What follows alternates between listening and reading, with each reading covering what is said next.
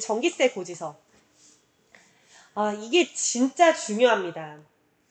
이 부분이 꼬이면 그 GST 코드를 봤는데 2달 막 3달 이렇게 넘어갈 수도 있어요. 그래서 이게 왜 그러냐면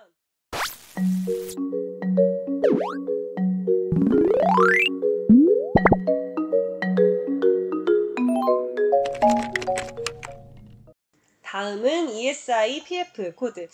이 ESI PF 코드도 제가 회계에 대해서 강의를 시작을 할 때 다루기는 할 겁니다. 그래서 지금은 개념만 잡고 갈 거고요. ESIC는 우리나라로 치면 건강보험인데, 사실 우리나라 건강보험은 4대 보험 안에 이제 포함이 돼서 모든 국민에게 이제 좋은 그런 보험 제도인데, 인도에서 이 ESIC는 조금 그 의료 혜택을 전혀 받지 못할 만한 어떤 그런 수준의 사람들에게 제공되는 어떤 액트라고 보시면 돼요. 그 법규에서 애초에 월 급여 총액이 21,000루피 미만인 직원에 대해서만 이 ESIC를 적용한다라고 되어 있어요. 그래서 의료 혜택을 직접 이제 병원에 가지 못하는 사람들에게 그 정부에서 정해준 병원들, 그래서 이 ESIC 혜택을 볼 수 있는 병원들에 이제 가서 의료 혜택을 볼 수 있게 해주는 그런 제도라고 보시면 되고, 제가 이제 저희 직원들이랑 얘기를 해봤을 때 사실 별로 ESIC는 필요하다라고 보지 않는 것 같아요. 근데 이제 제조업이나 좀 서비스에서 노동자 단계 이제 친구들 같은 경우에는 ESIC가 이제 필요한 거죠. 그 다음 이제 PF는 Provident Fund Certificate의 약자고요. 그래서 The Employees Provident Fund 이 액트에서 이 PF를 정의를 내리고 있고, 그래서 PF는 우리나라로 치면 국민연금에 해당됩니다. 그래서 PF는 모든 직원들이 사실 원하는 바다라고 보시면 되고, 그래서 이 둘 다 처음부터 무조건 필요한 건 아니고요. 실제 ESIC나 PF에 대한 회계 처리를 시작하시는 거는 10명 이상 직원을 이제 고용하신 후부터라고 생각하시면 되는데, 만약에 회사에서 어떤 복지 차원에서 이 두 가지를 그냥 제공을 하겠다라고 하면 10명이 이상이 아니라고 하더라도 ESIC, PF 제공을 하실 수 있습니다. 이것이 각각 어떻게 계산이 되고 하는지는 회계 처리에 대해서 내용을 시작을 할 때 자세하게 한번 다뤄보도록 하겠습니다. 네, 이사 펜카드입니다. 그래서 말 그대로 이사 같은 경우에는 물론 한국에 인도에 이사로 등재만 되고 인도에서는 실제 어떤 뭐 활동을 하지 않으시는 분들도 있어요. 그런 경우에는 이제 펜카드가 필요 없으시겠죠. 근데 그게 아니라 실제 인도에 들어와서 인도에서 급여도 받으시고 그런 이제 활동이 진행이 되시는 분이라면 펜카드를 이제 신청을 하시는 게 필수고요. 그래서 이런 펜카드 신청 서류, 이건 참고용으로만 보시면 됩니다. 이런 서류를 이제 작성을 해서 제출을 하게 됩니다.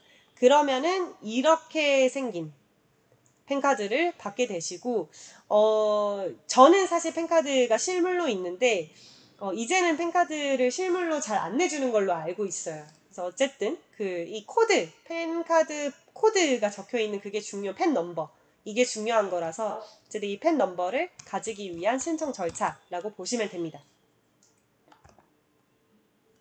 네, 여기까지가 이사 펜카드 10번까지 다뤘고요. 굉장히 길죠. 그 다음 마지막으로 주소지 증빙 서류 공유 볼게요. 이미 법인 설립증 신청할 때 다루기는 했는데요.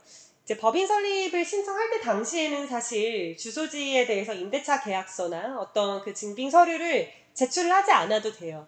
그런데 이제 추후에 제출을 해야 하고, 그리고 이 주소지 증빙 서류는 GST 신청할 때 특히나 필요합니다. 그래서 이거를 저희가 미리 받아놓되 법인 설립증 후 GST 이전에 이 주소지 증빙 서류를 받아놓는 거라고 보시면 됩니다. 그래서 일단 첫 번째로는 임대인의 동의서가 필요해요.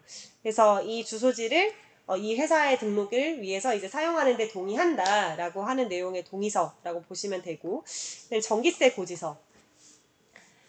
이게 진짜 중요합니다.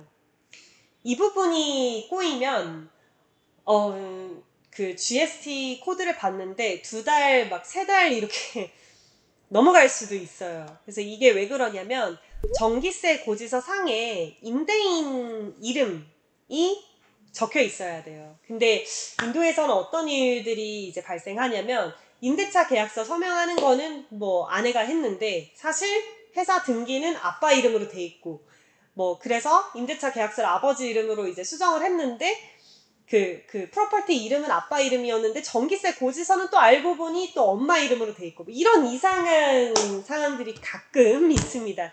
그렇게 되면은 뭐 사실 업무 진행비를 주고 빨리 처리를 할 수 있으면 가장 좋겠어요. 제 마음으로는. 근데 이제 그런 게 좀 쉽지 않고 FM대로 이제 진행하시는 오피서들이 많기 때문에 GST는 그래서 그런 경우에는 이 모든 서류를 결국에는 일치시켜야 합니다.